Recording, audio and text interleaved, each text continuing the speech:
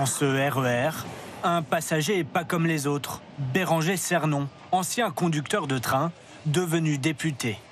Élu lors d'une triangulaire dans l'Essonne, face au président du département et surtout à Nicolas Dupont-Aignan, en place depuis 27 ans.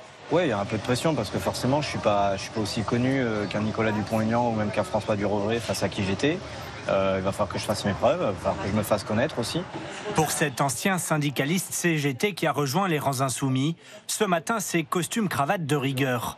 Séance photo officielle à l'agence France Presse.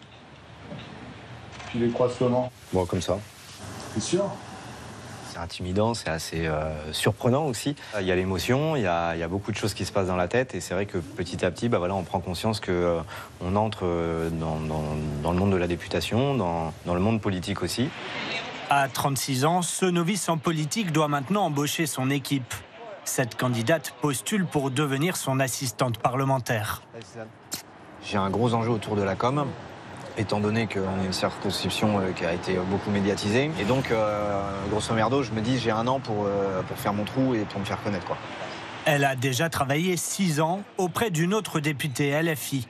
Une expérience qui lui sera bien utile. C'est un peu ingrat même parce que ça va être le député qui va être mis en lumière, mais tout ce qui va se passer en coulisses et tout ce qui va permettre justement cette mise en lumière, ça va être le travail des collaborateurs et voilà, c'est un vrai travail de fond.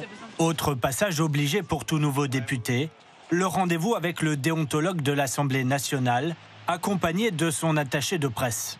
Il y a tellement eu de dérapages, il y a tellement eu c'est important, ouais. de trucs comme ça.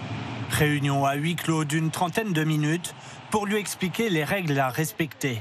Mais celui qui s'est battu contre la réforme des retraites compte bien se faire entendre dans l'hémicycle. Sur la réforme des retraites, quand vous avez 90% des gens qui sont contre, qu'il y ait de l'activité, on va dire, un peu plus tumultueuse à l'Assemblée nationale, ça paraît complètement cohérent.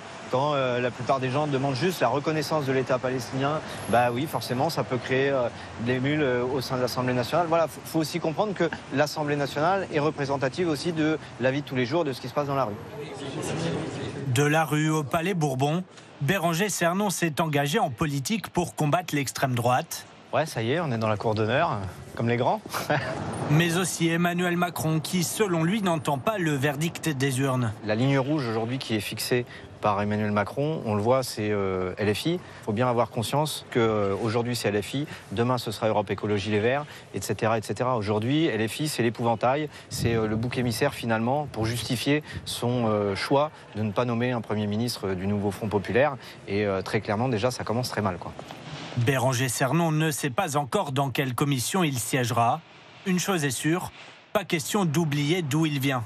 Son premier engagement, défendre les cheminots de la SNCF.